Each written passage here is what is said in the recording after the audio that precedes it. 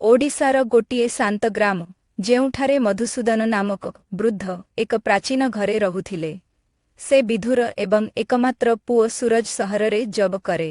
ଥରେ ଥିଲେ ତାଙ୍କର ବୋହୂ ରୀନା, ଯାହା ନୂଆ ଭବିଷ୍ୟତ ଆଶାରେ ଏହି ଘରକୁ ଆସିଥିଲା।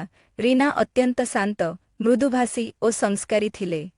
ସେ ସେଇ ଘରକୁ ନିଜ ଘର ଭାବେ ଦେଖୁଥିଲେ।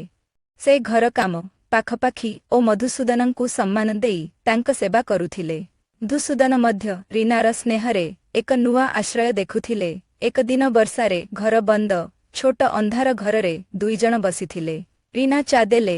ମଧୁସୂଦନ କହିଲେ, ତୁମ ଚା ମଧ୍ୟ ମୋ ଜୀବନ ଭଳି ତାତି, ମିଠା, ଆସ୍ବାଦମୟ। ରୀନା ଲଜ୍ଜାରେ ମୁହଁ ଝୁକେଇ ଦେଲେ। ଏହି ଦିନରୁ ସମ୍ପର୍କର ଏକ ଅଦୃଶ୍ୟ ଧାରା ବହିବାକୁ ଲାଗିଲା।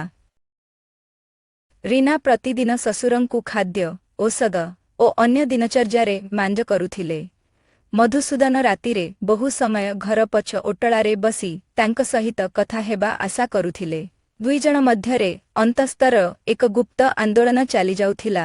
ଏକ ଦିନ ମଧ୍ୟରାତିରେ ରୀନା ଜାଗିଥିଲେ। ଦେଖିଲେ ମଧୁସୂଦନ ବାହାରେ ବସି ଆଖି ଉପରେ ହାତ ଦେଇ ଚିନ୍ତାମଗ୍ନ। ସେ ପଛରୁ ଗଲେ।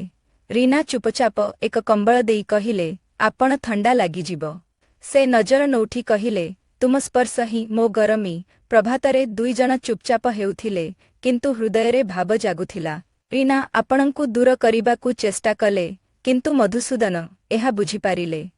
ସେ ଏକଦିନ ସଫା କହିଦେଲେ, ମୁଁ ତୁମ ପ୍ରତି ଅନ୍ୟ ଭାବରେ ଆକୃଷ୍ଟ। ରୀନା ଲଜ୍ଜାରେ ମୁହଁ ଘୁଞ୍ଚାଇଲେ। କହିଲେ, ମୁଁ ଅପରାଧୀ ମନେ ହୁଏ। ମଧୁସୂଦନ ନିଶ୍ୱାସ ଛାଡ଼ି କହିଲେ, ସମ୍ପର୍କ ବେଳେ ଅଜଣା ଦିଗରେ ନେଇଯାଏ। ମୁଁ ତୁମକୁ ଆଘାତ ଦେବାକୁ ଚାହେଁ ନାହିଁ। ଏହି ପରେ ଦୁଇଜଣ ବେଶୀ ଦୂରତା ରଖିବାକୁ ଚେଷ୍ଟା କଲେ, କିନ୍ତୁ ଭିତରେ ଅସ୍ଥିରତା ଥିଲା। ସୁରଜ ଏକ ଦିନ ହଠାତ୍ ଘରେ ଫେରିଲେ। ଘରେ ଏହି ଆନ୍ଦୋଳନ ଭିତରେ ସମାନ୍ତରାଳ ଶାନ୍ତି ଜାରି ଥିଲା। ସୁରଜ ଘରେ ଥିବା ବେଳେ ଦୁଇଜଣ ବେଶୀ କଥା ନ କହି ଆଖି ଦ୍ୱାରା ଭାବ ବାଣ୍ଟୁଥିଲେ। ଏକ ଦିନ ସେ ଘର ପଛେ ବସିଥିଲେ। ମଧୁସୂଦନ କହିଲେ, ତୁମ ସମ୍ପର୍କରେ ମୋର ଭାବନା ପରିବର୍ତ୍ତିତ। ମୁଁ ଚେଷ୍ଟା କରିଛି ଏହାକୁ ଭୁଲିବା, କିନ୍ତୁ ଭୁଲିପାରିନି। ଏଥିପରେ ରୀନା ମଧ୍ୟ ତାଙ୍କ ଭାବନା କହିଲେ। ସେ କହିଲେ, ଆପଣ ମୋ ଲାଗି ଏକ ଆଶ୍ରୟ। ସମ୍ପର୍କ ଯେପରି ହେଉ, ଆମ ମନ ଖାଲି ତାଳମେଳ ଚାହେଁ। ଦୁଇଜଣ ଏହି ଅସାମାନ୍ୟ ସମ୍ପର୍କରେ ଏକ ନୂଆ ଅର୍ଥ ଦେଖୁଥିଲେ। ଏଠାରୁ ସମୟ ବିତିଲା। ସୁରଜ ପୁଣି ଜବକୁ ଫେରିଗଲେ। ଘର ଆଉ ଶାନ୍ତ ହେଲା। ମଧୁସୂଦନ ଓ ରୀନା ପୁଣି ସେଇ ମଧୁର ମୌନ ସମ୍ପର୍କକୁ ଅନୁଭବ କରିବା ଆରମ୍ଭ କଲେ। ଏହିଥିରେ ଦୁଇଜଣ ସେବା ଓ ସ୍ନେହ ରାହିରେ ଆଗକୁ ଚାଲିଥିଲେ। ରୀନା ଏବେ ଶ୍ୱଶୁରଙ୍କ ପାଖରେ ବେଶୀ ସମୟ କଟାଉଥିଲେ, କବିତା ଶୁଣୁଥିଲେ, ସଙ୍ଗୀତ ଶିଖୁଥିଲେ। ଏହା ଏକ ଅଲଭ୍ୟ ଅନ୍ତଃସ୍ନେହ ଥିଲା। ଗାଁ ମଧ୍ୟରେ ଗୋଟିଏ ଗପ ଚାଲିଥିଲା, ମଧୁସୂଦନ ଓ ବୋହୂ ଅଧିକ ନଜିକ।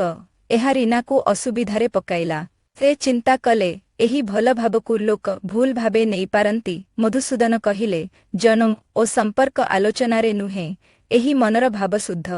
ରୀନା ମଧ୍ୟ ଏହି ସତ୍ୟକୁ ମନେ ବୁଝିଲେ। ସେ ତାଙ୍କ ସମ୍ପର୍କକୁ ସମ୍ମାନ ଦେବା ଓ ସେଇ ଭିତରେ ଅନ୍ତର୍ନିହିତ ପ୍ରେମ ଧାରଣ କରିବା ନିଷ୍ପତ୍ତି ନେଲେ। ଏକ ଦିନ ସୁରଜ ଘରେ ଫେରି ଏହି ସବୁ ଦେଖିବା ପରେ କହିଲେ, ମୁଁ ଜାଣେ ଆପଣମାନେ ମଧ୍ୟକୁ ଭଲ ପାଉଛନ୍ତି। ମୁଁ କିଛି କହିବି ନାହିଁ, କାରଣ ଏହା ପ୍ରେମ ଅଟୁଟ ଓ ଶୁଦ୍ଧ। ଅନ୍ତିମରେ ଘର ଆଉ ପରିବାର ଶାନ୍ତି ଓ ଭାବାତ୍ମକ ସମ୍ପର୍କରେ ପରିଣତି ହେଲା। ମଧୁସୂଦନ ଓ ରୀନା ଦୁଇଜଣ ଏହି ଅଜଣା ଭାବକୁ ଗୋପନ ରଖି ଦିନ ବିତାଉଥିଲେ ସମ୍ମାନ, ଆଦର ଓ ଭଲ ପାଇବା ସହିତ। ଏହି କାହାଣୀ ଅଜଣା ପ୍ରେମର ଏକ ଅଦ୍ୱିତୀୟ ଉଦାହରଣ ରହିଗଲା।